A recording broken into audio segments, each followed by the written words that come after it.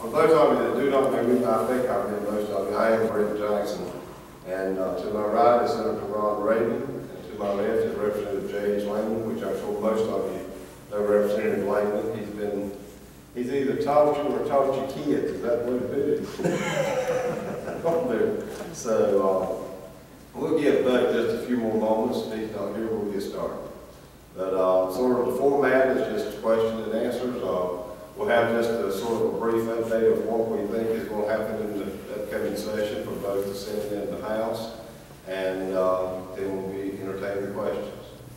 Representative Langdon, if you'd like to come up, or you can do it either way, and we do this very casually.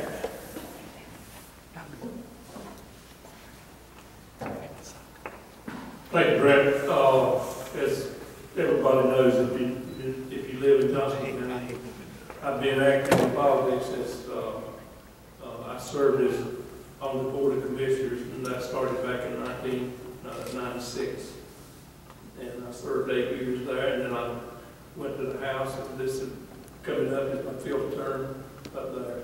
So what's going to be going on, as you know, is if you read the paper and saw, I'm chair of co-chair of education and co-chair of ag.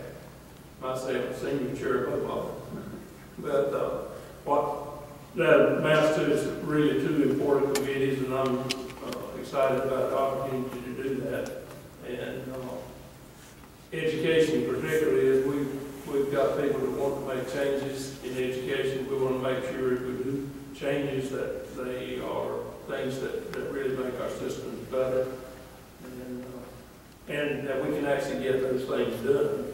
And so my background, of course, if you know me, have known me long enough, is I spent 37 years in education, all of them in Johnston County except 4 years. My first 4 years was in Chatham.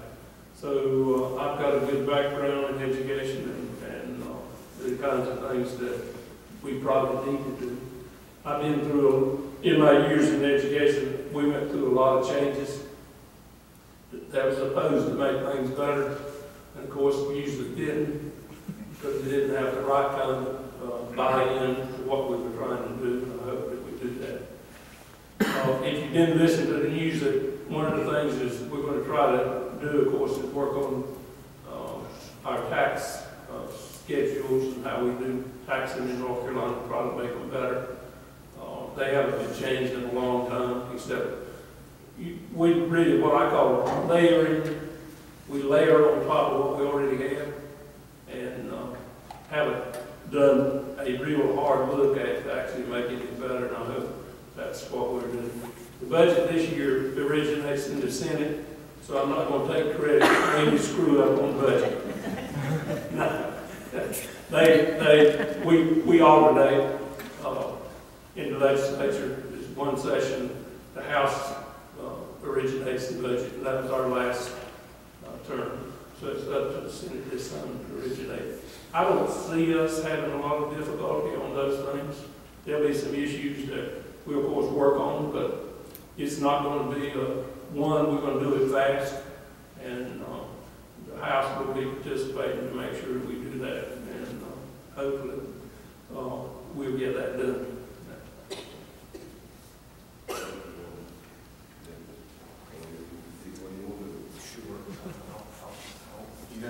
I'll jump in we need to go. I'm sorry for being late. I forgot the stupid bridge was out. I had to recall the way here, which is not hard, but I had to stop for a minute and think about it. I don't drive every day. I'm sorry for that. I appreciate being here. I appreciate everybody who's come, and again, I apologize for being late. This is going to be a really exciting session, I think. I hope I'm not repeating anything that's already been said, but with a governor who will work with us as a partner, it's going to be a totally different environment and a totally different situation. I'm really looking forward to it. I'm very optimistic that we're going to accomplish a lot of things that we weren't able to do in the last session. We had a great start in the last session, had great leadership in both the House and the Senate working together, and we accomplished a lot of things despite a governor who didn't really want to work with us see a much brighter future for our state. And I'm looking forward to seeing what we can do. I'm chairman of two committees, the Judiciary 1 Committee and the JPS Sub-Appropriations Committee. JPS is Justice Public Safety. It oversees the court system, prisons, probation, parole, those sorts of things. That's part of our state system that's been under a lot of stress, a lot of strain over the last few budget cycles. Had some tough times, and they've really tightened their belt over there. And but it's a fundamental function of this state, and I'm looking forward to getting in there and seeing if we can maybe make a few small improvements as far as how we put the dollars in there. More than anything, to continue some of the reforms we've put in place. And we have some good news. There's some things, healthcare costs, for example, in our prison system is a lot lower. I looked at some budget numbers this year, and some of the things we've done in the last 2 years are starting to pay off. But then we got other things, of course, that are costing more than we want. But I'm really looking forward to that. Judiciary Committee, Judiciary 1, we have lots of legislation that comes through, that all kinds of legal matters. Things like our election laws will probably come through the J1 Committee, as we call it.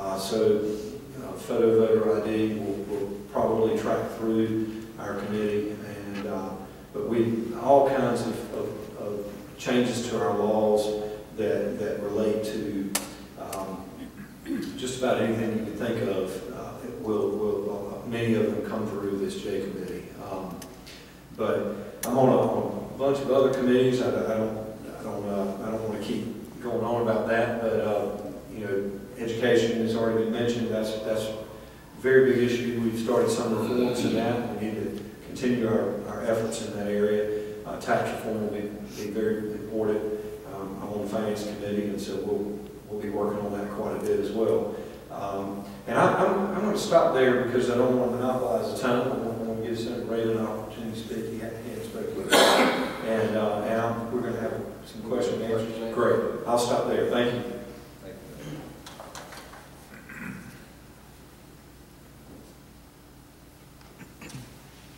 I'd like to thank everybody for being here tonight, and thanks for inviting me. You notice, just for reinforcement, I brought my own contingent from Harnett County, where I live.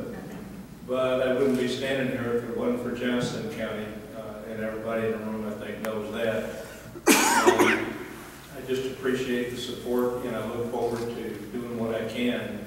The reason I'm here and like to participate in this is that I believe strongly that the will of the people should be what guides the ship of state. And this kind of reform is the only way that I can get good input, so that when I do represent you, when issues come up on the floor or during all of the committee sessions, that I'm truly saying this is what the people in my district, our district, want.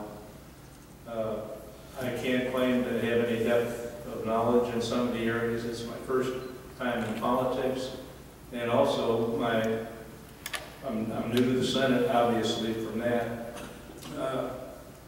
But I will say that I think that this previous session made great progress that I'm happy to now pick up on and try to push forward, especially in the area related to jobs and the economy. Taxes and spending, I'm on the Finance Committee with Senator Newton, and I intend to work on those and push those initiatives forward. I'm also on the Education Committee, which is part of the problem the way I see it, mostly because about half of our budget goes into education, and I don't think we're really getting a very good return right now on that investment. I think the process can be fixed, and we can once again begin to produce the best and the brightest. I'm just, as I said, happy to be here. I look forward to your questions, and I look forward to a closer relationship. And for the folks in Harnett County, we'll be doing this in Harnett County also. It's part of the campaign promise I made to absolutely stay in touch with the folks that I represent. I don't represent myself, I represent you, and I look forward to the challenges that are coming. Thank you. Thank you, Al. And to go over the committees, I'm the co-chair of the Ag Committee in the Senate, and also the NER, which is the Appropriations committee for Ag, Labor, Department of Commerce, and several 20-some nonprofits, including the Rural Center, Biotechnology, Biofuels, and the list keeps going on and on. We have about a $500 million budget that we have to work with, somewhere in the 400 range. And also I'm on finance as well. Had never been on finance until this session, so I'm looking forward to it. My experience has been on the full appropriations committee and the NER approach committee as well. So we are here to answer try and answer your questions, and if we can't answer them, I promise you we'll get back with you with an answer. I mean, we don't have all the answers, I can tell you that. But we want to hear what's on your mind. And as Senator Rabin has said, bringing, some of the fulfillment of getting us to the people instead of the people to us. We're trying to be public servants in that light of it. So at this point in time, I'm going to let Tyler sort of stand here, and can y'all hear me fine from right here? Okay. I think you'll be able to hear the rest of them. I'll let Tyler sort of field the questions and go from there. I can give you some highlights. It appears that our budget, the Senate will be working on the budget first, and it appears our revenue is about flat, if you want to know the truth about it. I think it's like a 1.some% increase, but that for the most part is flat. And so I don't see no expansion of any programs. I see a lot of shuffling of some of the existing programs that we have in place. And in my committee, I see some eliminations of some things, or I certainly hope so, especially in the nonprofits. Nonprofits is a big me. I mean, so some of them do some good things, and some of them waste money. And that's sort of what we'll be looking at. So we'll open the floor. And, we're here. I said it last, hour and 90 minutes, but we'll be here as long as you need us, or we can be here as short as you need us. So that's the way you want to do it. Good evening, everybody. If you have a question for a specific member, please address it right there. If not, what we'll do is we'll just kind of go down the line. If it's for everybody, just raise your hand. And as Senator Jackson said earlier, it's extremely casual, so we'll just go ahead and open it up. Yes, sir. Yes. What's the stand on the internet sweepstakes? You want one of us to take that first? Either. I'll take a stab at it first, and that's actually more relevant to some of the committees that I deal with. And I'm very familiar with the case and the status of it at this time in terms of the legal posture of it. The Supreme Court ruled just recently, upholding the law that we passed earlier, that, can everybody hear me okay? It'll be best. Okay, all right. All right, can you hear me with this? Get my train of thought back. Supreme Court just ruled upholding the law that was passed in 2010 before Senator Jackson and I got there. James may be more familiar with this, but upheld that law and enforcing it and saying that these internet sweepstakes were in violation of our gambling laws.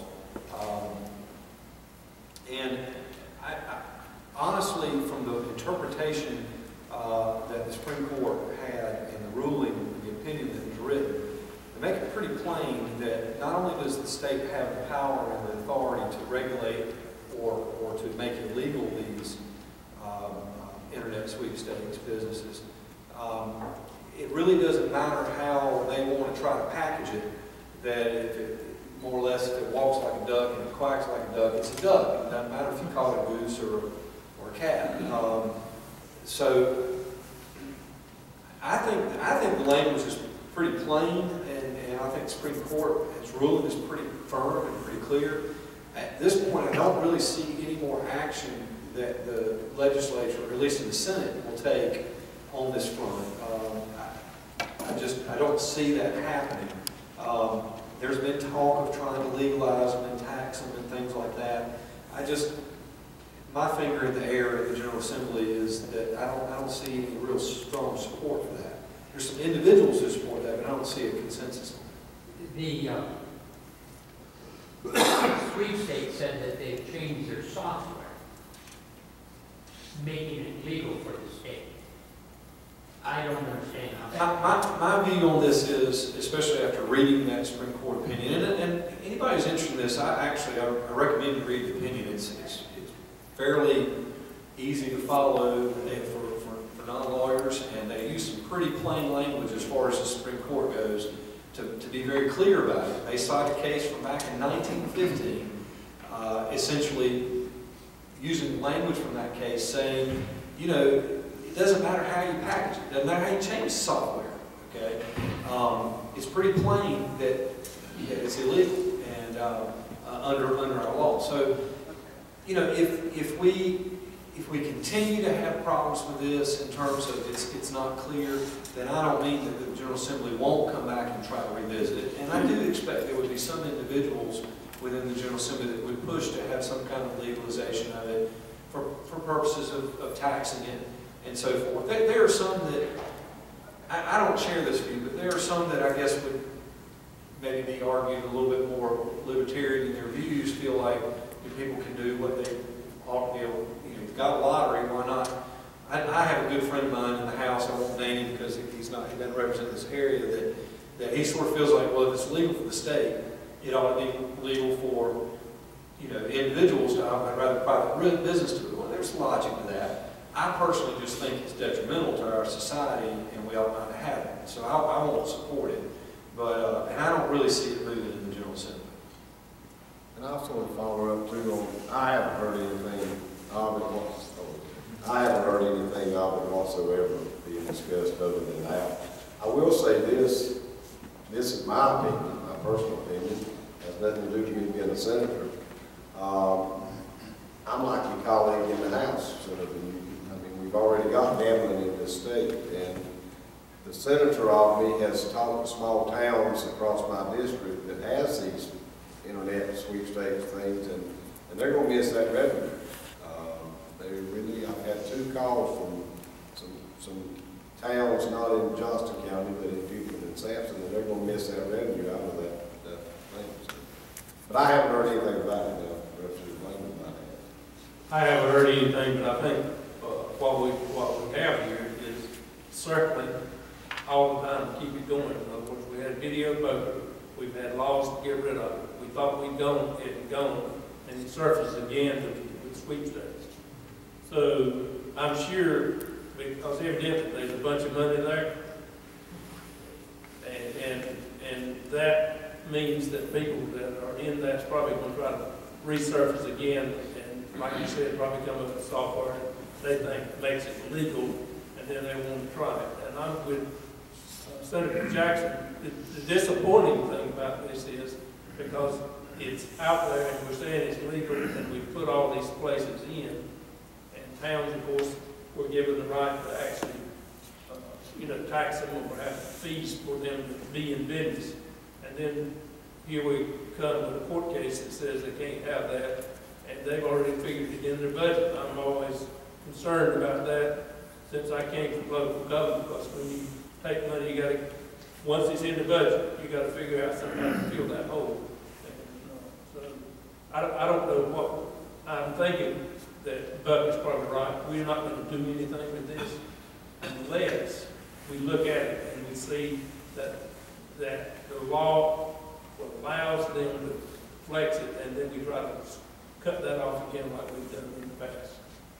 Because it's like a lot of things that we have. You say people have the right, but in a sense, it is not the kind of business we want to push in the state. I don't think. Someone have a question? The state should then probably do away with the lottery. Well, I take that as a question. Not going to happen. I wasn't here when they passed it. I would have voted against it. So I don't disagree with you at all. I think the inconsistency, I certainly see and agree there's an inconsistency there. I don't see the lottery going away. It seems to me like a lot of the money coming out of the state lottery is going to education. It's thrown in the bottoms, they call it the bottom. It's a hole that can't be filled. And a lot of money that's not going where it's not going where it's supposed to go. So I don't It's gambling, pure and simple, and the majority of people that gamble can't afford it. Yes, sir. Thank you. Good evening, Senators and Mr. Representative, 3D Senators, welcome to Johnston County. Representative Representative Langdon, we appreciate your service over the years to the county. But on behalf of the people of Johnston County, since we're talking about lottery, we are, unfortunately, we were one of the, I know you're stopping at the age. Unfortunately, we were one of the 10 counties that were adversely affected by not receiving the lottery money this past year. Johnston County made a commitment to education a long time ago when Representative Langdon was chairman of the commissioners. And so we went into an awful lot of debt to build schools in order to fulfill the needs of Johnston County.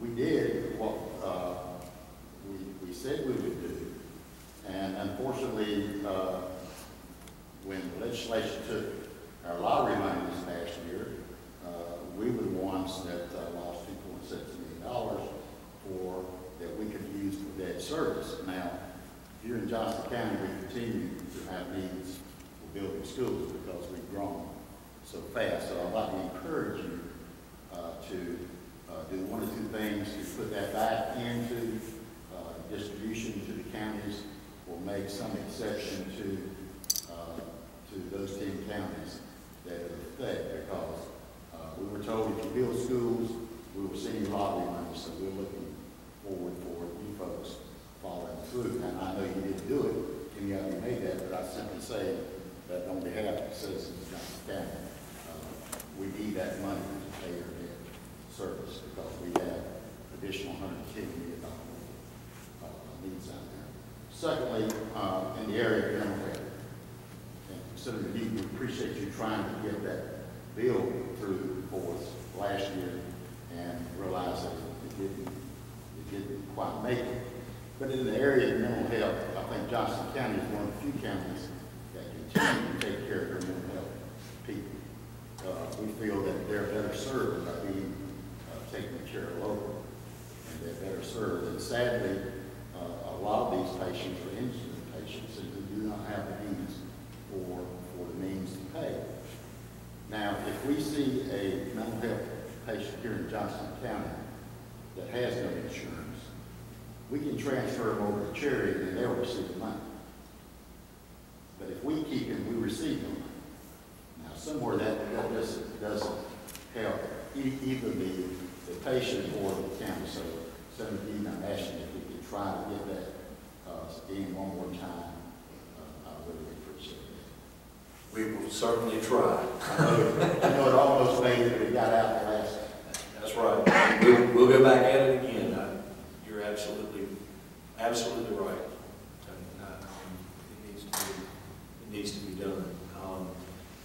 And I will tell you, I'll try to keep working on see if we can't straighten out that lottery money too. Well, it's going to be one of our initiatives from the association again this year.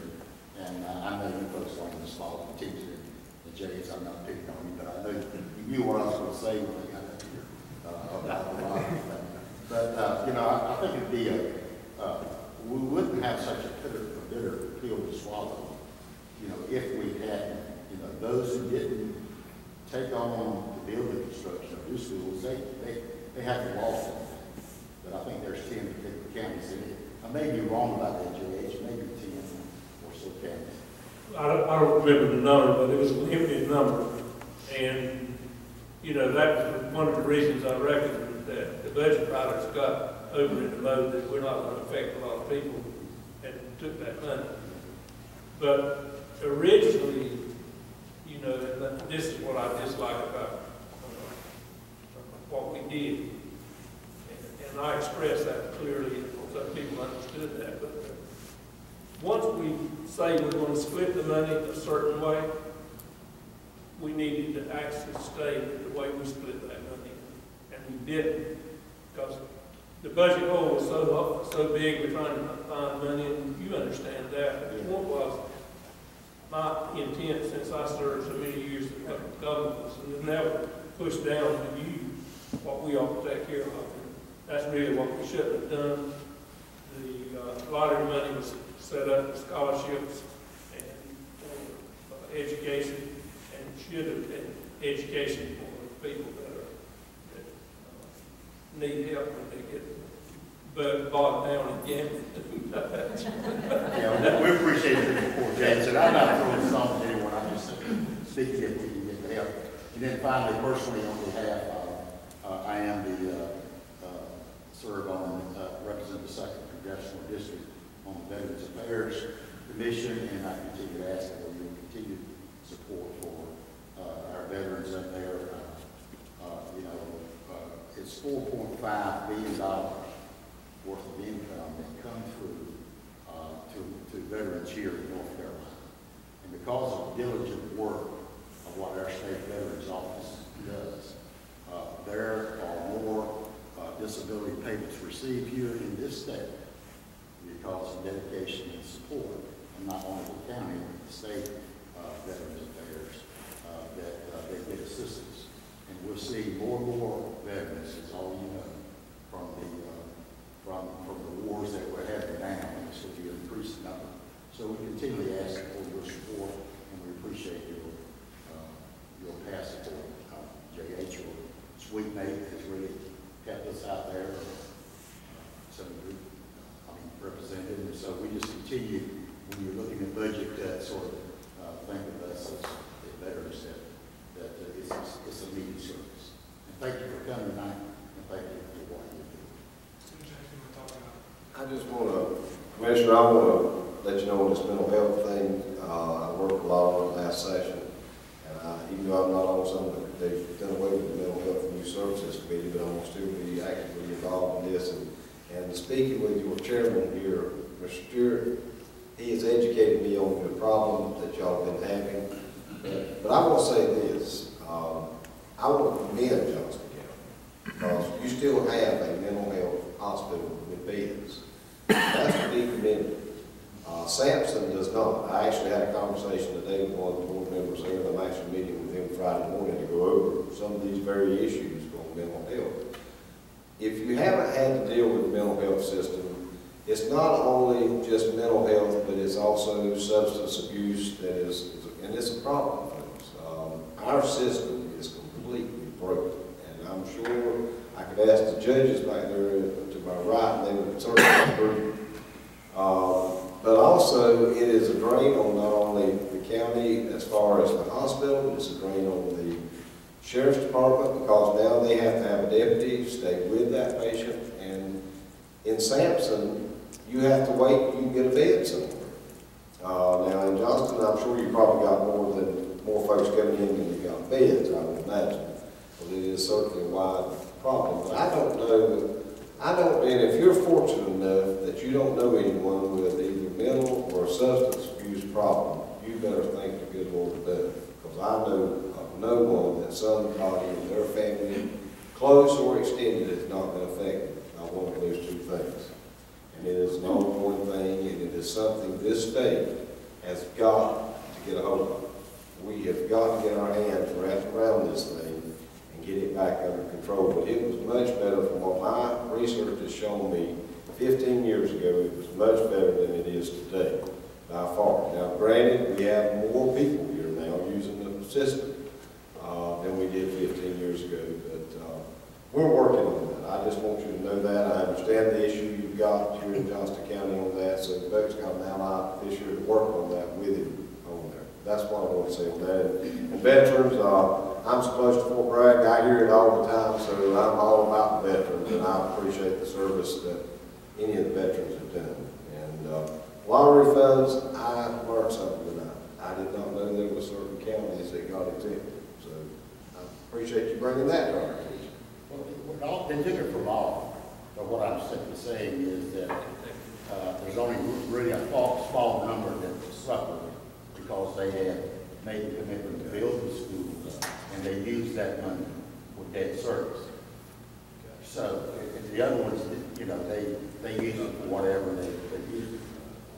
Okay, I misunderstood your comment. So I knew we had deducted some from everyone, but you're saying there's there's just about 10 counties, give or take, that actually is using the money like it was intended for debt service. That is it. Okay. I got you.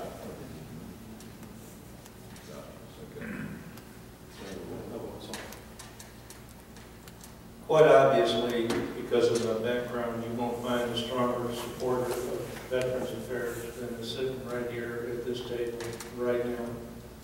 And that's combined with the idea that a lot of these veterans are going to have mental health problems, and we have to look at this thing. I tend to try to look at things in a total system sort of a way. And relationships then pop out where you can try to solve these kinds of problems. I will be as active as I can in both of these. I happen to be on the health committee also, and looking to try to force my way into the Veterans Affairs thing because I think I carry a little bit different message than a lot of other people might in that arena. The answer that I have to the questions, however, is one that I used in the Army quite a bit because you were taught to say, I don't know, but I'll find out. And when I find out, I'll darn sure do something. Excuse me. While we're talking about mental health, if anybody else came in here with a question regarding that subject, now would probably be a good time while it's fresh on everybody's mind. Does anybody else have a question? Yes, sir. Are y'all aware that they've gone to the funding in a regional thing and they put Johnston County with Durham and Wake? And so now we have to fight where Durham and Wake, and they control the board for the funding, and our DSS is having a hell of a time trying to get testing for some of these parents, treatment, because now it's some board sitting up there that cares about Raleigh and Durham, not little Johnston. I mean, is there any way we could, if we're going to go with the regional plan, which I don't know if it's the best plan or not, can we get out of the Durham and Raleigh region? Or at least get more say in how the decisions are being made? I mean, people here might not understand, but that's a real thing. And then the other thing is, it was better 15 years ago, and I worked in the legislature when they decided to decentralize, which didn't work. Can we now, and I know centralizing is not what Republicans are about, but can we re-centralize and go back to building the state hospitals that we're now trying to close so that there is proper care instead of putting it in these counties when there's not? We won't be able to actually change, I don't think, putting them together. We kept Johnston County out of that for years, and we probably would have been okay if it still kept them out, except the economy turned down and we quit growing. So we couldn't get to the 200,000 people that we need. So, we're up to 175,000 now, so if growth would continue, we probably would have been okay. But they had a basis for 200,000 as the basis if we were going to stand alone.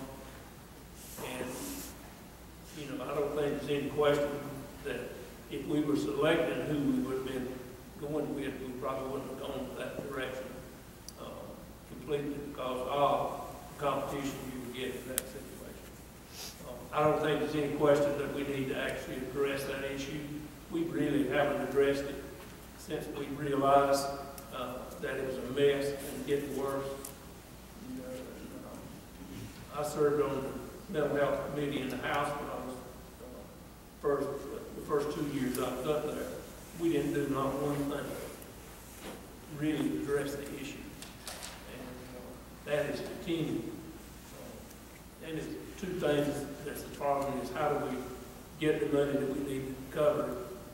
But the whole point of pushing people down to the local level, if we don't have any, we don't have the facilities or the sources of enough money to actually help that. That's not an advantage. Having them in the community and putting them out homeless, which is what's happened in a lot of cases, is not what we need to do.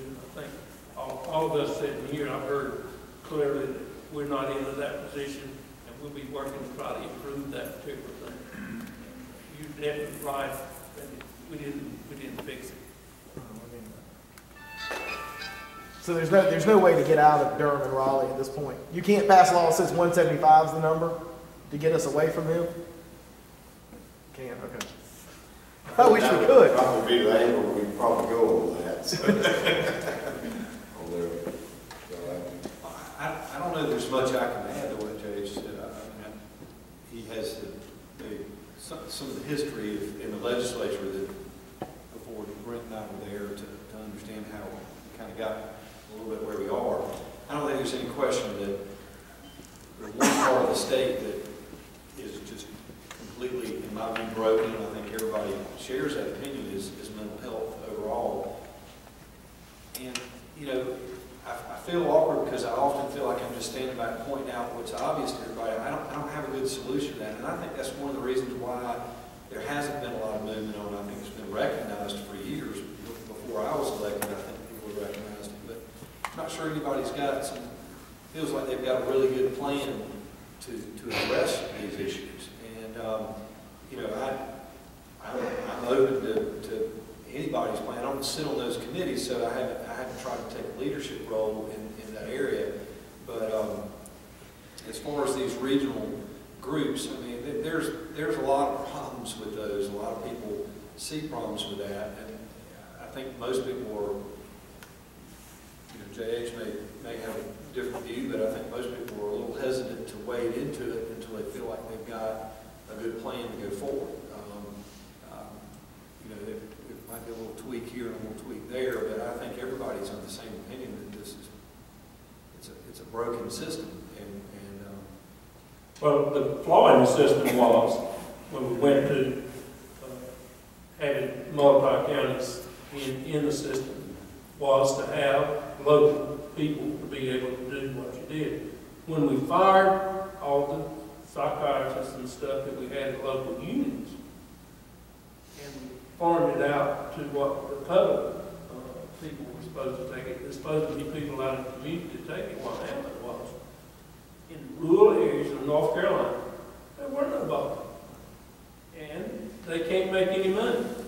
If you go private, people that are in private business make money or go out of business. They're not like government. So what we ended up with was no service, which is why we got such a mess.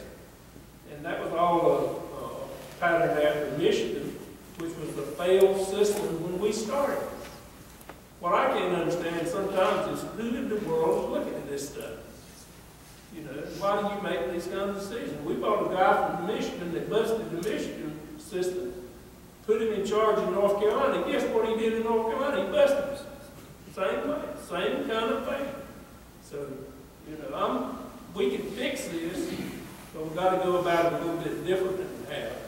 And it is something that we need to fix.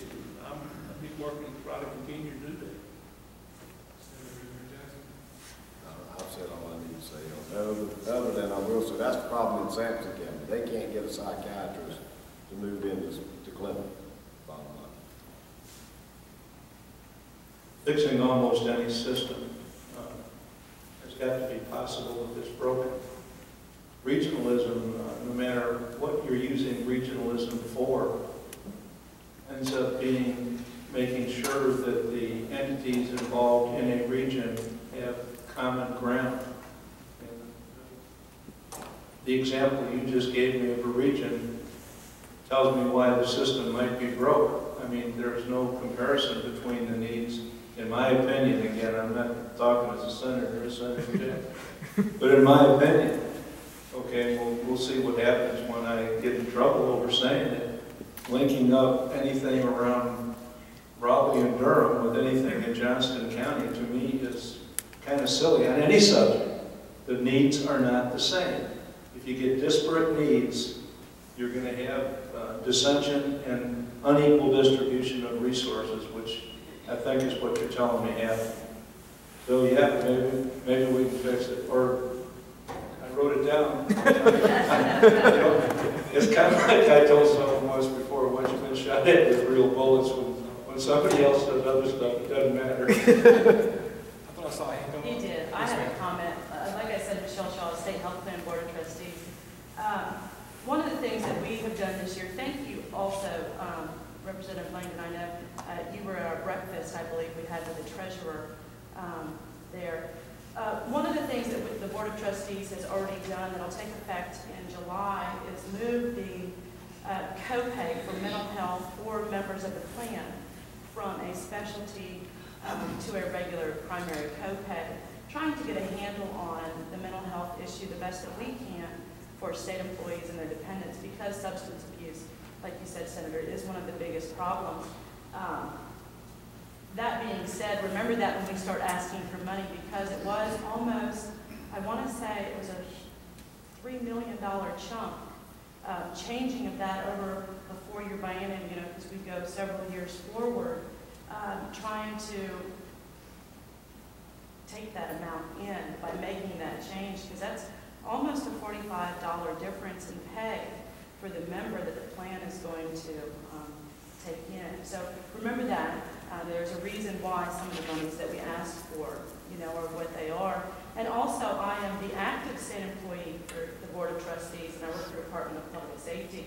One of the things that needs to be looked at is the prison mental health system. We would talk about prison crowding. Well, this goes back to mental health also.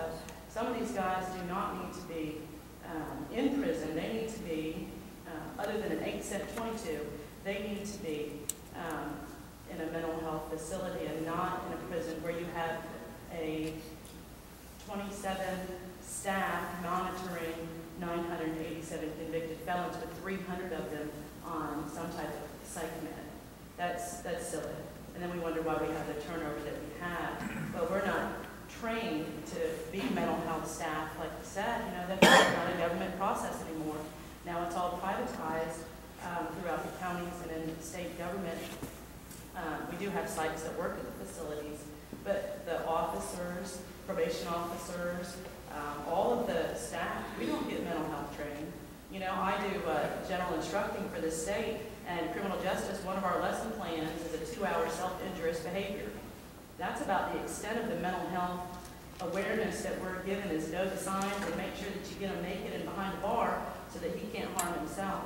So that's something that needs to be, you know, when you look at the mental health picture, certainly it's cyclic, and it's been broke for a long time. And like you said, common sense, you can look at it and see the picture, and it has been broken for so long, we've just put it in, and now we're filtering them in and out and in and out. And then you certainly don't even want to go into gun control when you start talking about mental health and things of that nature. So I do encourage you to look at, when you start talking about mental health and reform, you need to look at what we're putting into our prison system and what we're dealing with when we start talking about they need to be in a facility and not just incarcerated.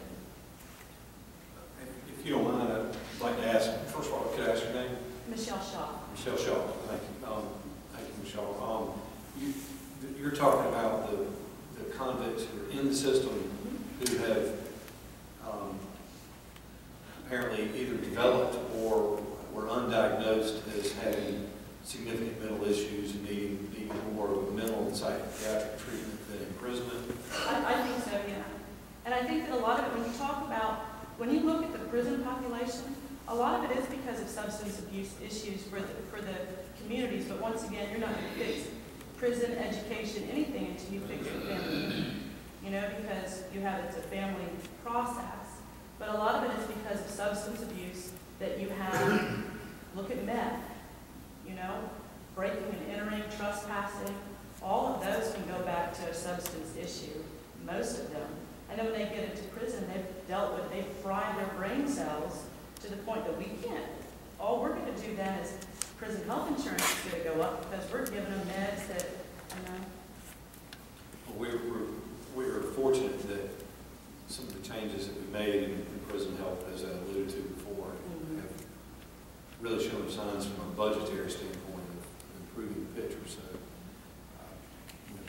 perhaps some of those dollars need to be, that we're saving, need to be reallocated, try to make more advances as you're suggesting. I appreciate your comments, and we'll keep working on that. Yes, sir.